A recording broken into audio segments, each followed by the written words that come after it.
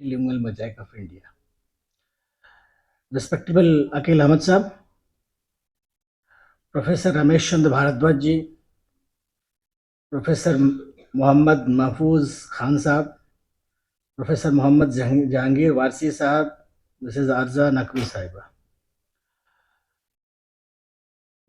In this august gathering of intellectuals and all, मेरा आपको नमस्कार। मेरा परिचय देते हुए बताया गया कि मैं प्रचारक हूं, मैं प्रचारक नहीं हूं, मैं विचारक हूं।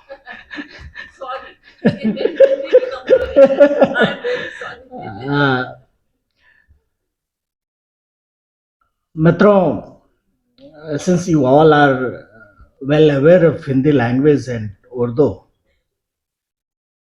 so I will speak in mixed languages.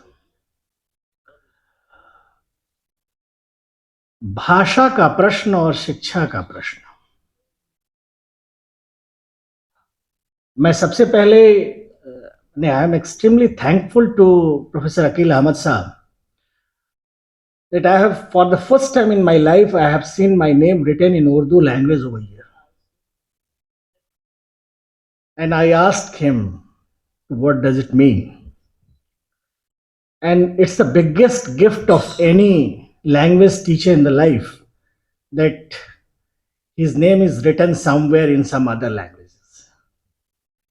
I have started my career from Zakir Hussain College, and I have a little bit love-hate relationship with all these things.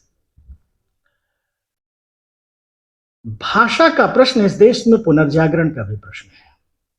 अगर आप 19वीं शताब्दी के पूरे इंडियन नैरेटिव को पढ़ें, और आपने पढ़ा ही होगा, तो भारतीय स्वतंत्रता संग्राम की लड़ाई में अहम मुद्दा भाषा का है। और 1884-85 के आसपास अंग्रेजों ने एक कमीशन बनाया। उस कमीशन में बड़ा रोचक है कि पंडित मदन मोहन मालवीय भी उसके सदस्य थे और भारतेंदु हरिश्चंद्र भी उसके सदस्य थे कि भाषा, किस भाषा में शिक्षा होनी चाहिए। अंग्रेज साहब बहादुर होशियार लोग थे और उन्होंने इन दोनों को मौका दिया कि वो अपना विषय रखें। पंडित मदन मोहन मालवीय वहां उपस्थित हुए, लेकिन भारतेंदु हरिश्चंद्र अपने अस्वस्थता के कारण उन्होंने अपना लिखित जवाब दाखिल किया। आपको जानकारी है, इन दोनों महानुभावों ने कहा कि भाषा यानी प्राथमिक शिक्षा मादरी जुबान में होनी चाहिए। एक मौका है एनईपी 2020 का। आपको जानकारी है, कस्तूरी रंगन साहब की समिति ने पूरे देश में लोगों से संवाद किया। सिविल सोसाइटी के लोग वहां उपस्थित हुए, उन्होंने अपना अपना पक्ष रखा कि शिक्षा का माध्यम क्या होना चाहिए। और लोगों से मुझे लगता है कि देश में और जो शिक्षा आयोग बने और बने ही हैं, उन्होंने अच्छा काम किया है, पर जितना पब्लिक कंसल्टेशन कस्तूरी रंगन साहब की समिति ने किया, शायद उतना एक्सरसाइज पहले नहीं हुई। और आपको जानकर यह सुखद लगेगा कि तमिलनाडु से लेकर और कश्मीर तक एक ही बात थी कि हमारी भाषाएं संकट में हैं।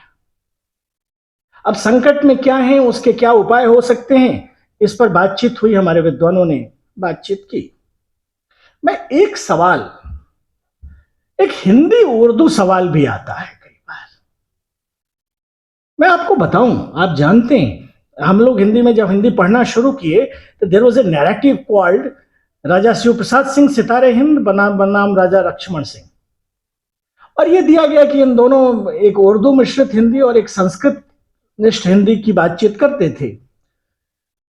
देखिए साहब, when you go through the details of the Indian Renaissance, you will find it that this is colonial construct. यह एक औपनिवेशिक निर्मित थी।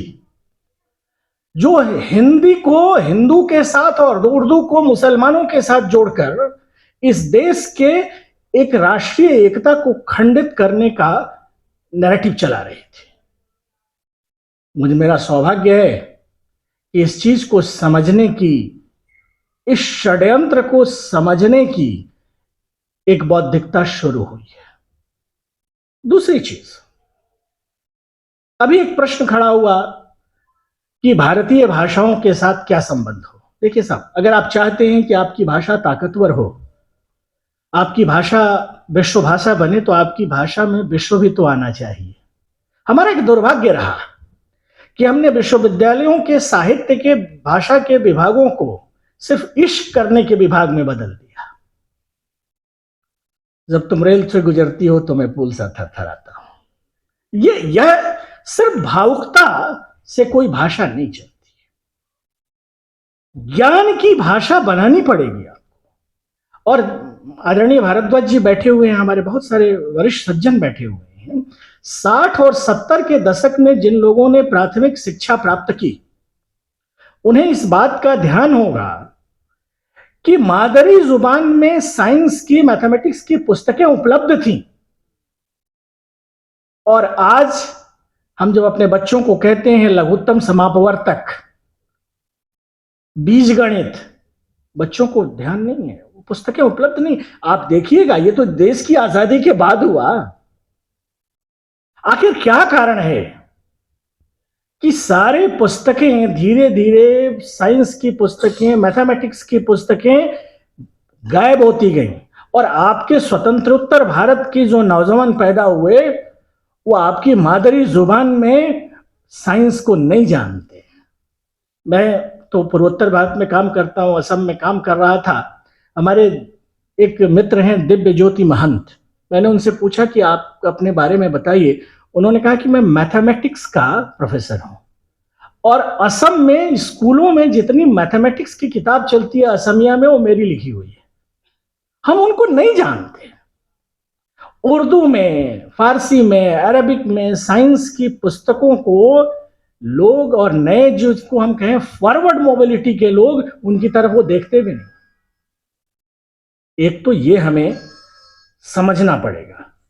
दूसरी चीज, देखिए, मातृभाषा का सवाल अभिव्यक्ति के अर्थों का भी सवाल है।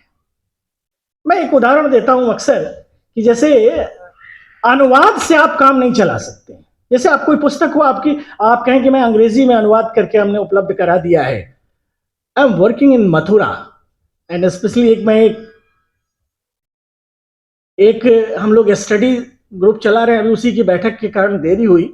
इसमें मुस्लिम भक्त कवियों पर चला रहे हैं, हमारे अकील साहब उसमें हैं। तो हम वहां बात कर रहे थे, तो हमने एक बच्चे से कहा कि Radha has stolen the flute of Krishna.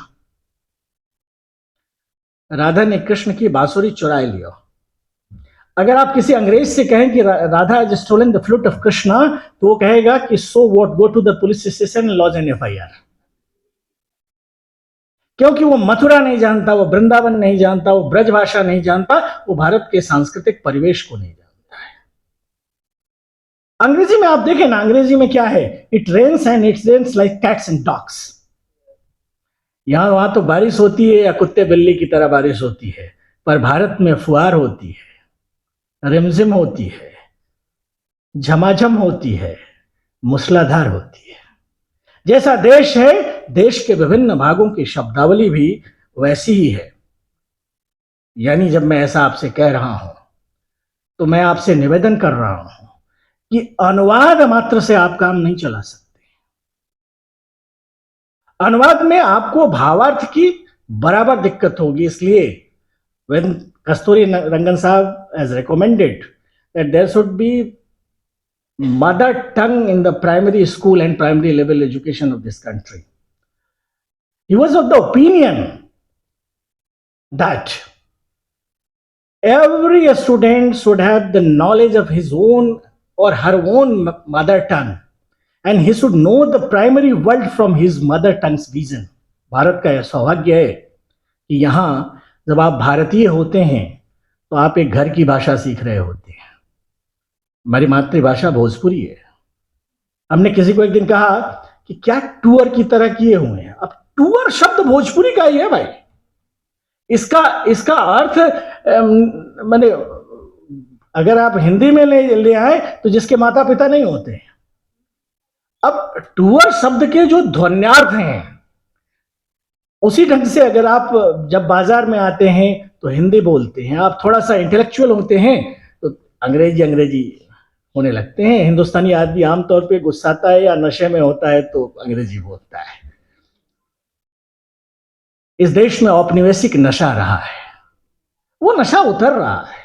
मित्रों, एक चीज और देखनी चाहिए, एंड मिस्टर अकील अहमद साहब, प्रोफेसर अकील अहमद साहब should also take step towards it. भाषा का प्रश्न रोजगार का भी प्रश्न है। आपका दुश्मन अगर ताकतवर है तो आपको पूरी इजाजत है कि आप उससे घृणा करें, पर उसके ताकत के कारणों को भी समझें। अंग्रेजी पूरी दुनिया में और देश में लोग जो पढ़ रहे हैं वो सिर्फ इसलिए नहीं पढ़ रहे हैं कि वो अंग्रेजी से इश्क करते हैं। अगर उर्दू में रोजगार होगा, उर्दू में आर्थिक ताकत होगी, हिंदी में आर्थिक ताकत होगी, मादरी जुबान में आर्थिक ताकत होगी, बच्चे जरूर पढ़ेंगे। इसलिए ऐसे प्रयास किए जाने चाहिए कि सिर्फ भावुकता में नहीं, उन मुद्दों पर भी, आर्थिक क्षमता पर भी विचार किया जाना चाहिए। एक प्रश्न आपके सामने और है, अंग्रेजी बोलते समय भी या विदेशी भाषाएं जिनको आप कहते हैं, हम सोचते मादरी जुबान में ही, एक अनुवाद की प्रक्रिया चलती रहती है, एक इंटरनल प्रोसेस ऑफ ट्रांसलेशन आपके बराबर चलता रहता है। इसलिए मैं तो जब अंग्रेजी बोलता हूं तो रुक रुक कर बोलता हूं, क्योंकि एक बार मैं भोजपुरी में सोचता हूं, दूसरी बार उसे हिंदी में उसके लिए शब्द तलाश करता हूं, और तीसरी बार उसके लिए अंग्रेजी में शब्द बोलता हूं। तो एक तीन भाषा, यह सुख सिर्फ भारतीय होने का सुख है। यही वो बात है कि हस्ती मिटती नहीं है हमारी। इस जिसको जिसको यूरोपियन नैरेटिव में, जिसको अमेरिकन नैरेटिव में कॉन्फ्लिक्ट ऑफ लैंग्वेजेस कहा जाता है, वो हमारे यहां समरसता है। हमारे यहां एक इंटरनल समरसता है। मित्रों, जब आप इस पर विचार करें तो थोड़ा सा पॉलिटिकली करेक्ट शब्दावली में ना विचार करें। सुनिए ना साहब, देख तो दिल की जा से उठता है, ये धुआं सा कहां से उठता है, ये कौन सा विदेशी भाषा लग रही है आपको? ये ठेठ हिंदी है साहब। एक बात और आप गौर कीजिएगा कि जो ग्रियर्सन का भाषा सर्वेक्षण आपका याद, आप इस पर बार बार बातचीत की जाती है, मैं तो पूर्वोत्तर भारत की भाषाओं पर काम कर रहा हूं। ग्रियर्सन ने एक ऐसा दर्द दे दिया इस देश को, जो जब जब पूर्वा चलती है दर्द उठता है। वो भाषा और बोली का ऐसा कॉन्फ्लिक्ट पैदा कर गया कि हर बोली भाषा बनने के लिए लड़ाई में लड़ी हुई है, और हर भाषा संविधान की अनुसूची में आने की लड़ाई लड़ रही है। हम ये क्यों नहीं मान लेते कि देश की सभी भाषाएं भाषा है? सिर्फ लिपि भेद हो जाने से कोई भाषा अलग भाषा नहीं हो जाती। देखिए साहब, थोड़ा सा उर्दू वाले पता नहीं मुझे प्यार करेंगे या क्या करेंगे, पर मैं उर्दू और हिंदी कोई अलग अलग भाषाएं नहीं। उर्दू इस देश की मादरी जुबान है। उर्दू राज्य की सीमाओं को तोड़ती है। मैं नॉटिंगम में था, कोई काम था, जब मैं बाहर निकला तो हिंदी बोलने वाले लोग दिखे, मैंने हमारे ही जैसे सांवले से, छोटे से, अपने अपने ढंग के लोग, तो वो हिंदी बोल रहे थे। कार टैक्सी खोज रहा था, मुझे लगा कि अपने देश के, बाद में पता चला कि सब बांग्लादेश के। पर भाषा ने इश्क में बदल दिया। पाकिस्तान में अब उर्दू साहब, पाकिस्तान भारत ही है, क्या है, उनको भले अच्छा नहीं लगे, हमें तो लगता है। भाषा का सवाल राज्यों की सरहदों को तोड़ता है। भाषा का सवाल सांस्कृतिक संवादहीनता को तोड़ता है। आप हैदराबाद रियासत में चले जाइए, आपको कहीं नहीं लगेगा कि आप विदेश आए हैं और दूसरे राज्य में आए हैं। कोकराझार में होता हूं मैं, बारपेटा में होता हूं, मुझे कभी नहीं लगता है कि मैं दूसरी जगह आया हूं। आपको उर्दू बोलने वाले लोग हिंदी के अर्थ समझते हैं और बोलने वाले लोग होते हैं। मित्रों, जब आप भाषा पर बातचीत करें तो पॉलिटिकली करेक्ट शब्दावली में ना बात करें। मैं तो कई बार कहता हूं कि हिंदी और उर्दू अलग अलग भाषाएं नहीं हैं। उर्दू हिंदी की स्टाइल है।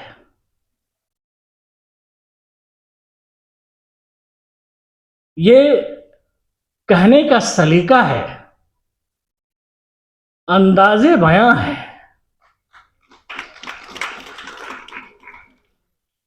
और एक ही मां के कई सपूत और पुत्र होते हैं, उनके अपने अपने अंदाजे बयां होते हैं। मित्रों, जब आप इस बात पर विचार करें तो हिंदी और उर्दू को कॉलोनियल नैरेटिव बनना विचार करें। और सुनिएगा ना, हमें बहुत शिकायत है अंग्रेजों से कि उन्होंने हमारी भाषा खराब की है। आप मानिए, थोड़ी बहुत अंग्रेजी हमने भी खराब कर दी है।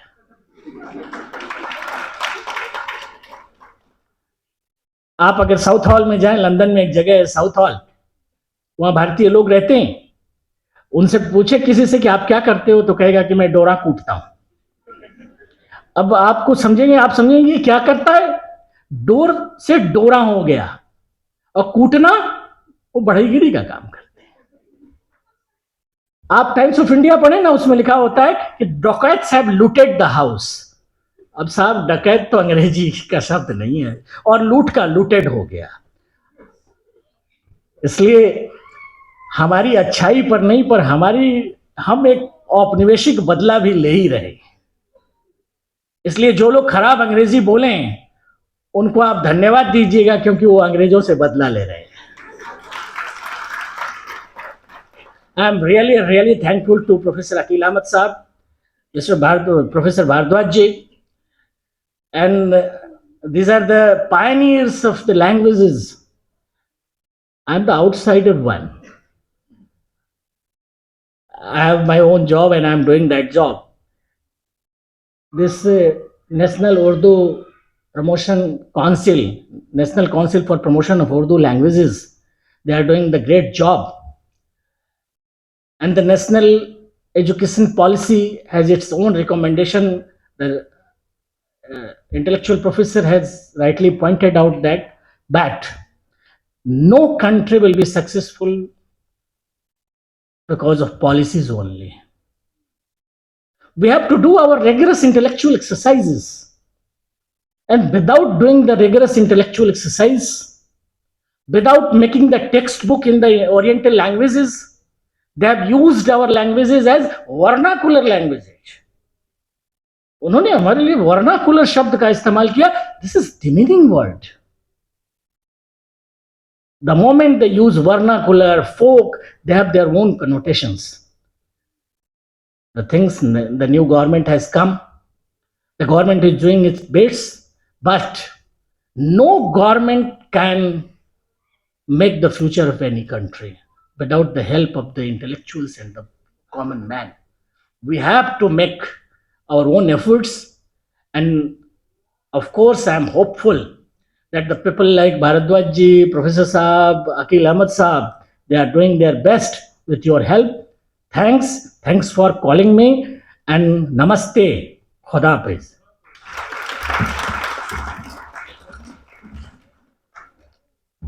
प्रोफेसर चंदन कुमार जी, आपने जिस दिलचस्प अंदाज में